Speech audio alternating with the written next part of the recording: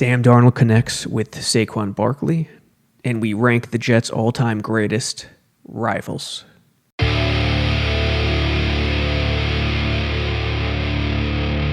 Sam Darnold, Saquon Barkley, forever linked.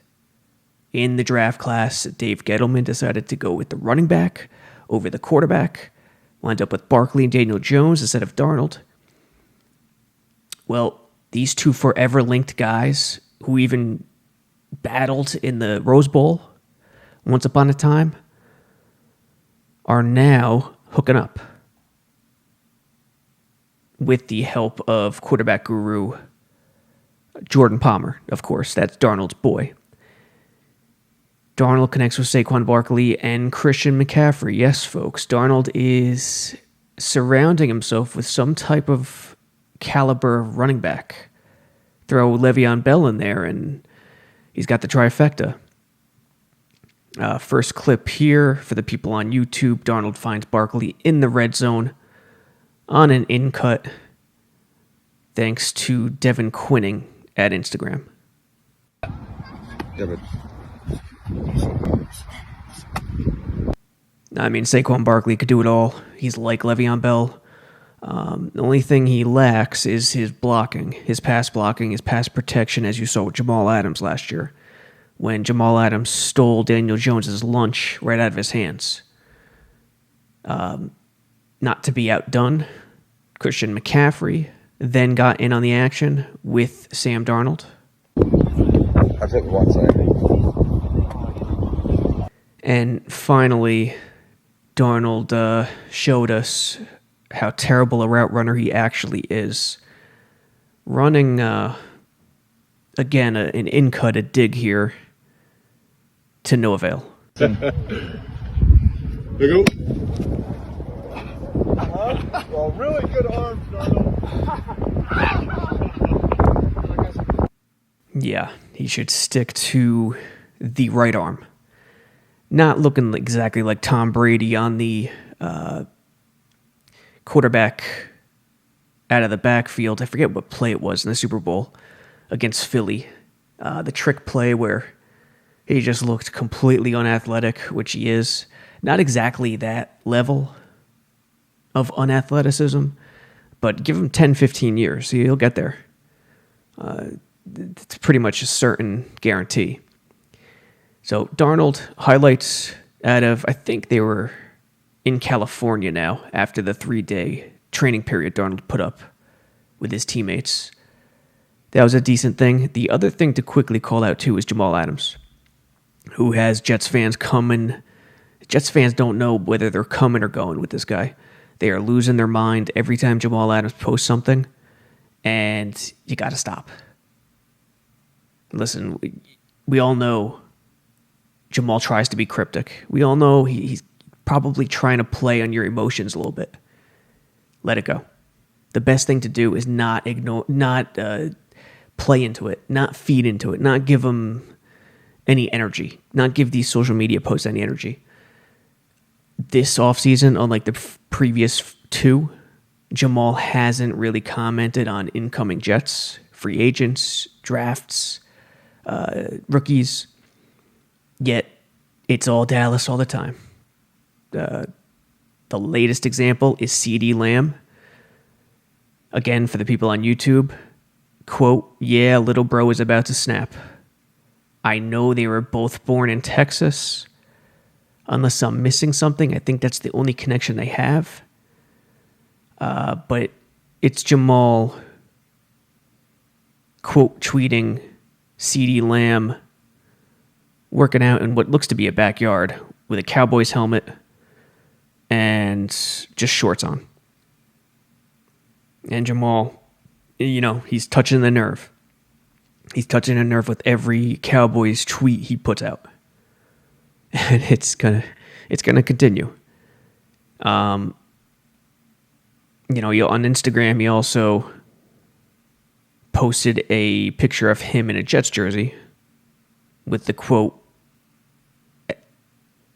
saying self-explanatory, something along those lines. So for the Jets fans who buy into this stuff and feed into this stuff, that was a positive one. This was the first tweet a few days ago. Quote tweets I'm really from Dallas. Heavy on the Dallas. All caps. We built a little different. And Jamal Adams quote tweets that with a true story, all caps. So on the social media news front, that's just that's the stuff that's going on right now. Other than the fact in the real news department, John Melody, the Jets' longtime head trainer since 2006, assistant since 1996, has been replaced. He's a consultant now, and 21 Jets hit injured reserve last year. It's a theme that's continued with Adam Gase.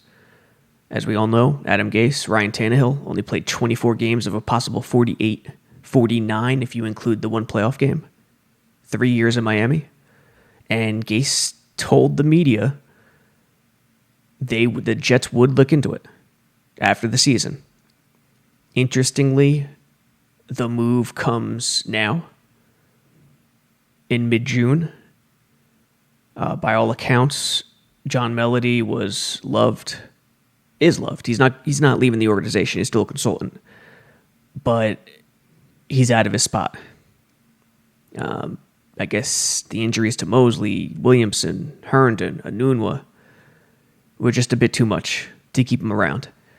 Rich Cimini first reported this, and Melody, the only response he had was, "I'm not going to comment," when a reporter reached him on Tuesday. Assistant trainer Dave Zuffaledo has been elevated to this top spot, while Robert Daplin, formerly of West Point, will become the new assistant trainer. And as previously stated, Melody will be a consultant. So on the news front, that's pretty much all that's happening right now. Sports in general, baseball, looks like they're going to get back to playing, thank God. That sport could not have gone on if they didn't play this season.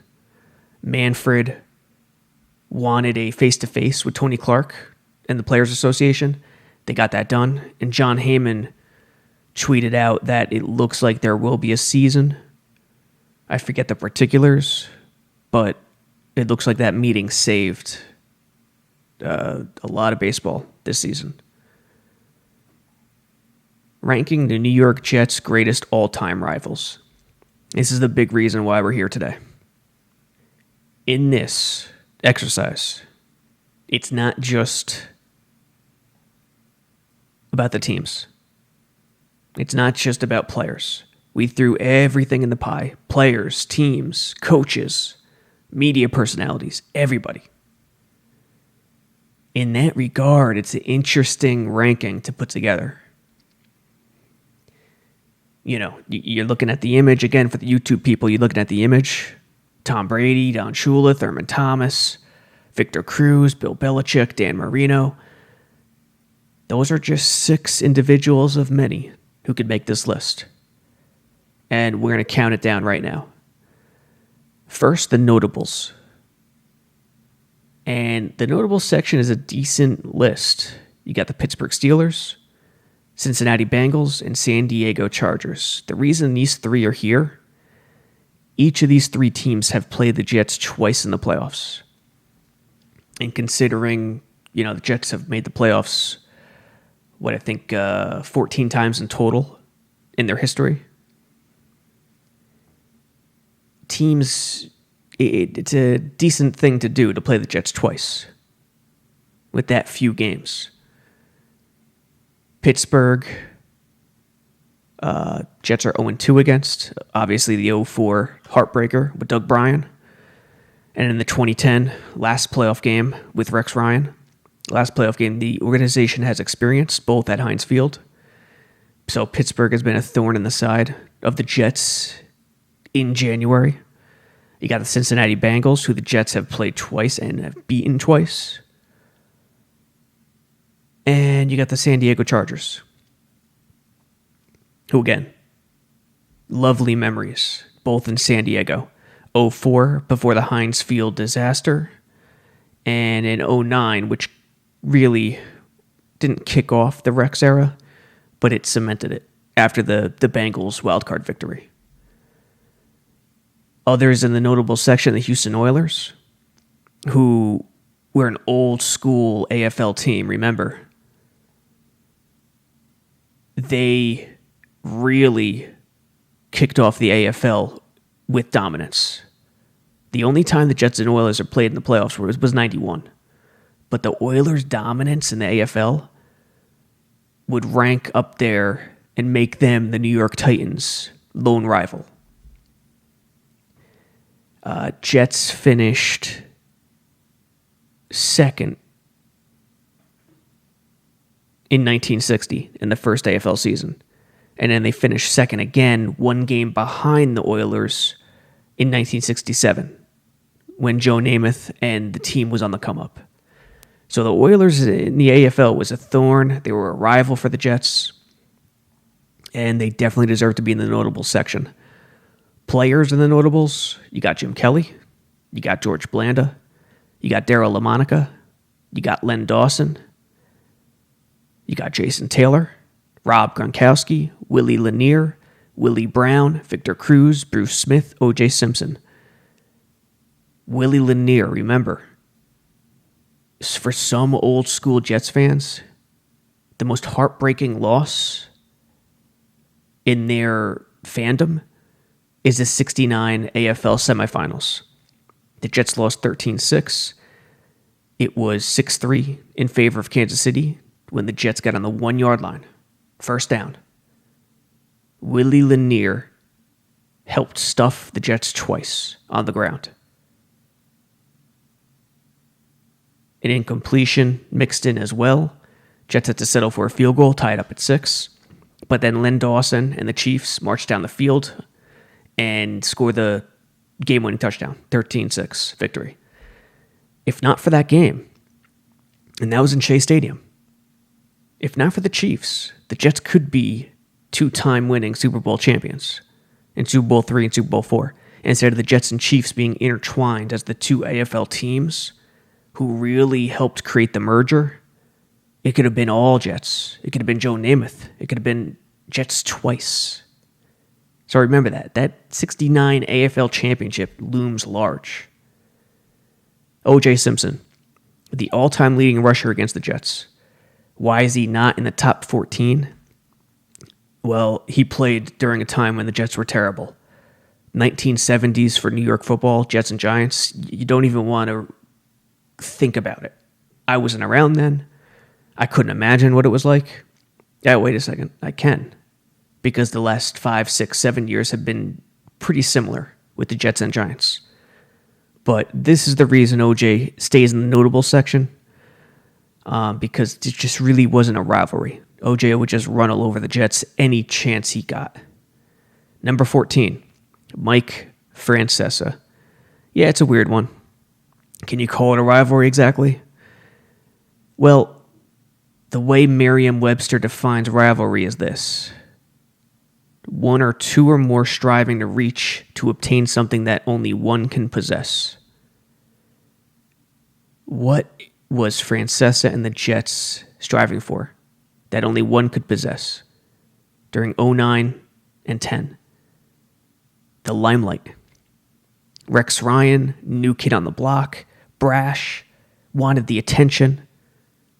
The Jets, no more Mangini, no more secret meetings, no more be quiet, let your actions do your talking.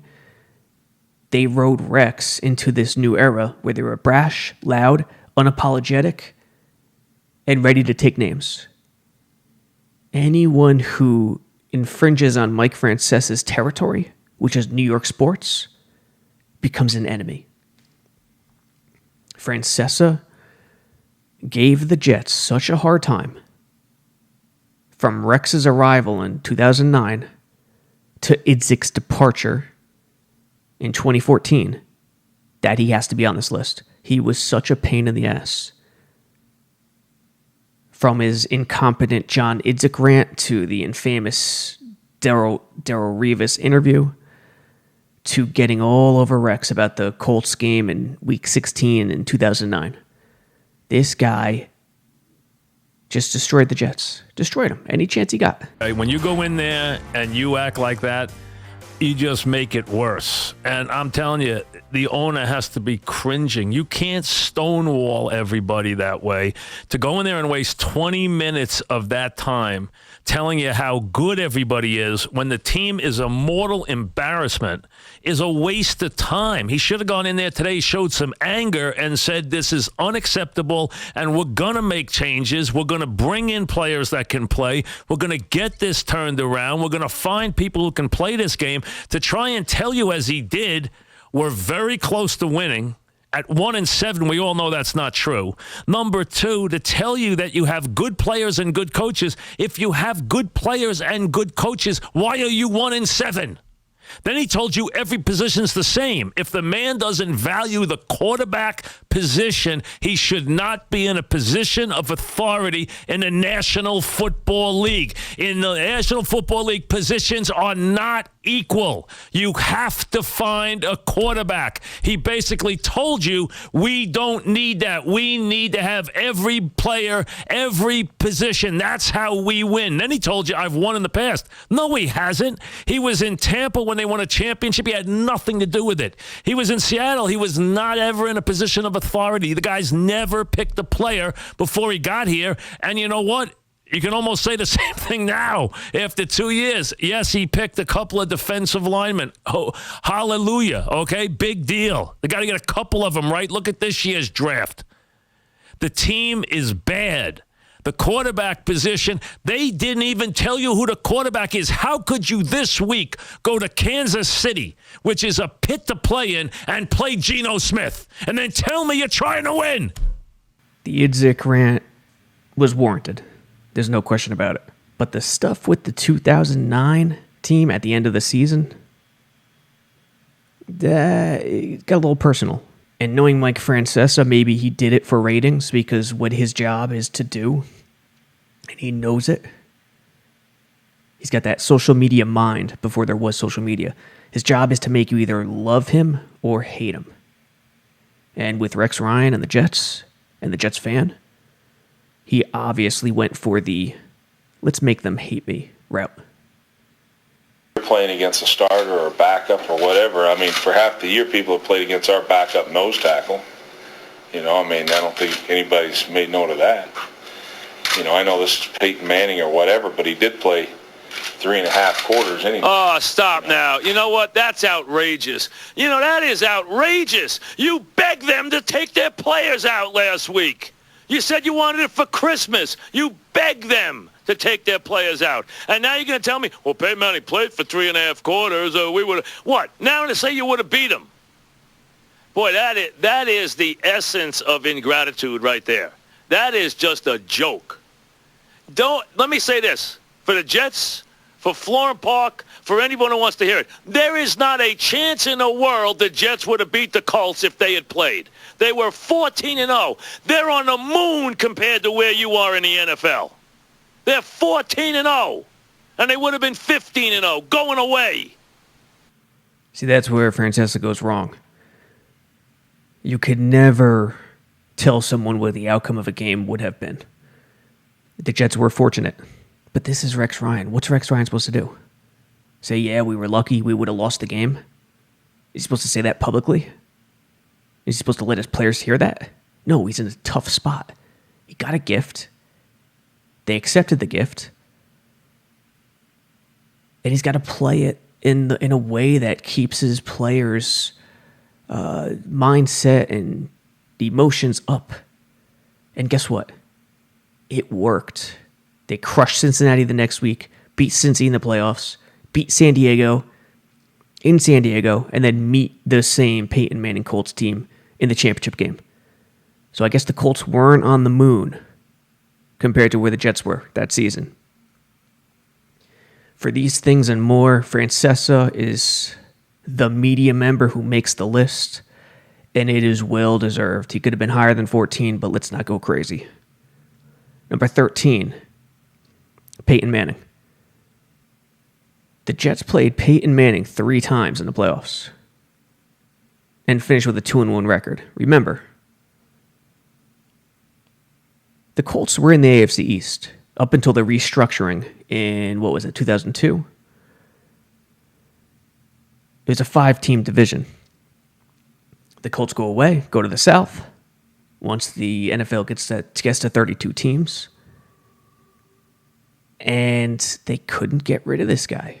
They played this guy 3 times in the playoffs. Go 2-1. Their only loss was in the championship game in 2009, which we just touched on. So Manning definitely qualifies. 3 times in the playoffs. He's a rival. No question. Number 12, Thurman Thomas. This man is the second leading rusher against the Jets all time. He tortured the Jets. Tortured them. He was so good, and people forget about it. Thurman Thomas, number 12. Number 11, the New York Giants. No, they don't deserve to be higher. When you play a team once every 4 years, it's just an impossibility. But considering they have been around since 1925, the Jets played in Giants Stadium for all of those years, they're still the big brothers and the co-tenant of MetLife. They're that lingering team where the rivalry is geographic and not on the field. And still on the field, the Giants and Victor Cruz represent the one play that changed the Jets and the Giants' fortunes, completely reversed them. In 2011, end of the season, near the holidays, the Victor Cruz 99-yard touchdown is that play that sent the Giants to the Super Bowl, on the road to the Super Bowl, and the Jets completely depleted and depressed. That was the end. That marked the end. Number 10, Kansas City Chiefs. It's not the most obvious rivalry. So that 69 AFL semifinal looms large, as does the entire AFL rivalry. The Chiefs were probably the Jets' biggest AFL rival. And the Chiefs fan was the most similar to the Jets fan. For all these years prior to last year's Super Bowl, the starving fan base, the AFL team who only has one Super Bowl so long ago. Chiefs, number 10. Indianapolis, Baltimore Colts, number 9. Super Bowl 3, of course. Then the Colts moved over to the AFC East, coming from the NFL when the merger happened, coming over with the Steelers and the Browns. And they've played each other in the playoffs a total of 4 times. Super Bowl 3, and in the 3 Peyton Manning games. Number 8, the Buffalo Bills. For some reason, and it's logical, not for some reason, for many good reasons, the Jets fan doesn't have that hatred towards the Bills like he or she does towards the Dolphins or the Patriots. It's just not there. Yes, they dominated the Jets in the late 80s, early 90s. Yep, O.J. Simpson ran amok in the 70s. But the hatred just isn't there. You know, Buffalo is not you like Buffalo. You can't hate Buffalo. You can't hate the Buffalo person. So they are a distant third. In terms of the AFC East, they are a distant third, and they come in at number 8. Number 7, the Oakland Raiders. Yes, the Oakland Raiders are ranked ahead of the Buffalo Bills. Why? Well, even though both were AFL teams, Oakland was more of a rival for the Jets than the Bills were, especially in the late 60s.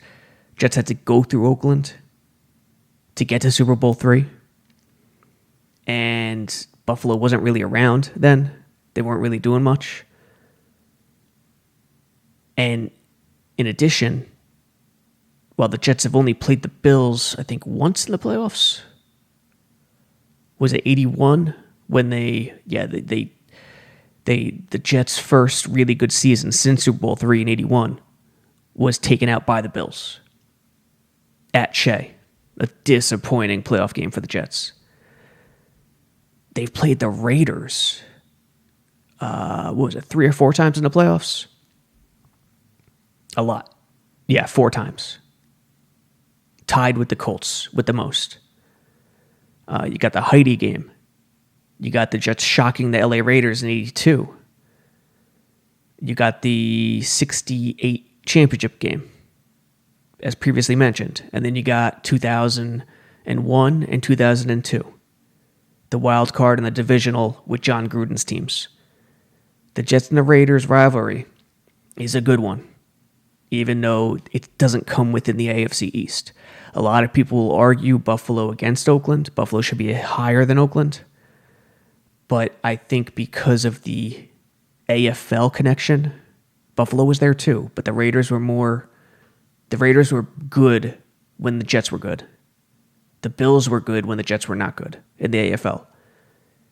And since then, more playoff games with the Raiders.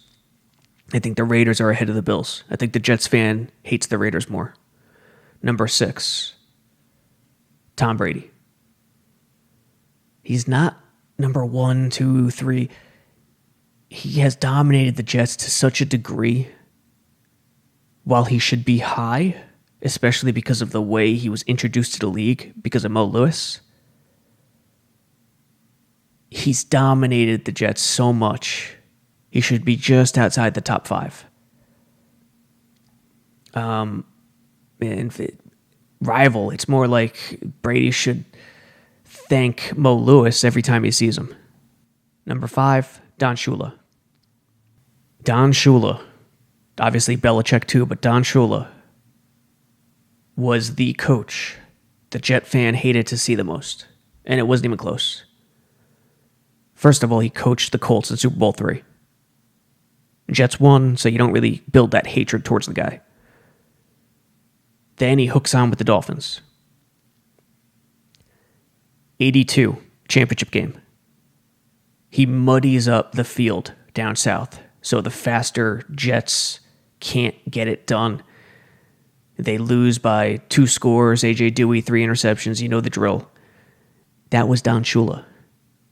He is one of the top 5 rivals to this organization by far, and it's not even close.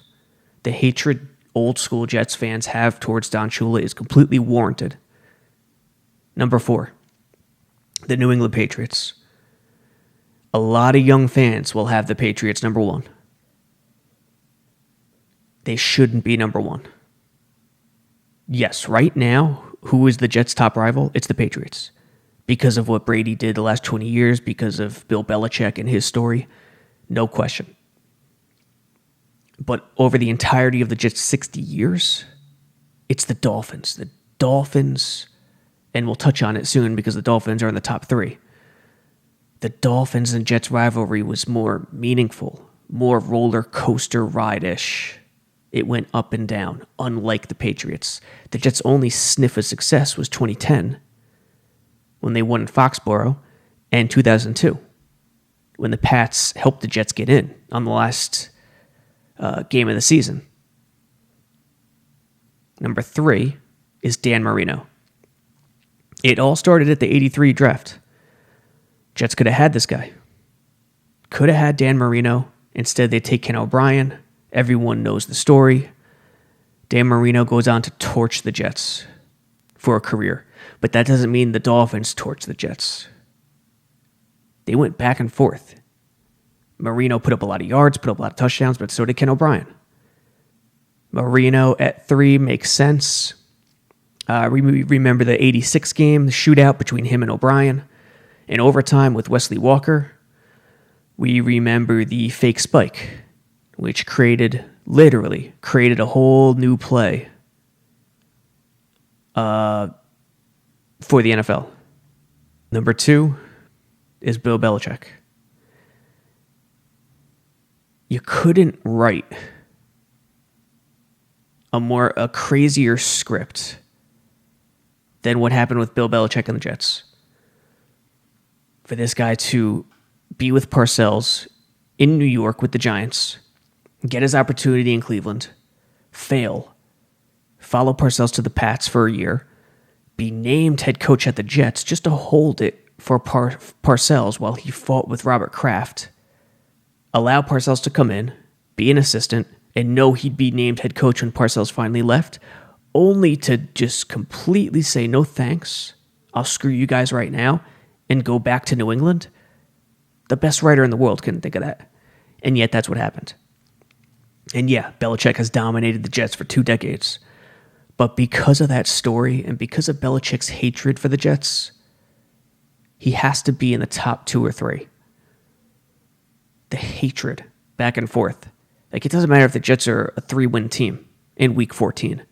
You see Belichick on the sideline after the Pats win. He's whipping it up and hooting and hollering and smiling and having a good old time, acting like he just won the AFC title game. That's Belichick when he thinks about beating the Jets. And that's why he's number 2, despite the pure dominance the Pats and Belichick have had over the Jets. Number 1, the Miami Dolphins. It is the Miami Dolphins, and it's close. The Pats are up there. Belichick's up there. But the Miami Dolphins is still number 1. Monday Night Miracle, the 82 championship game. Marino versus O'Brien. 2008, what happened with the Favre season. Marino and O'Brien in the 83 draft. This rivalry has had it all since the early 80s. And it truly is a rivalry, unlike the Pats, in which the teams go back and forth. The all-time series is 55-53-1 in favor of the Jets. They got a 2-game lead. Unlike the Pats, where I think they're about 10 or 12 games under 500. It's a complete guess, though. Look it up for yourself. So from that standpoint, the Dolphins have to be number 1. And old school Jets fans recognize this.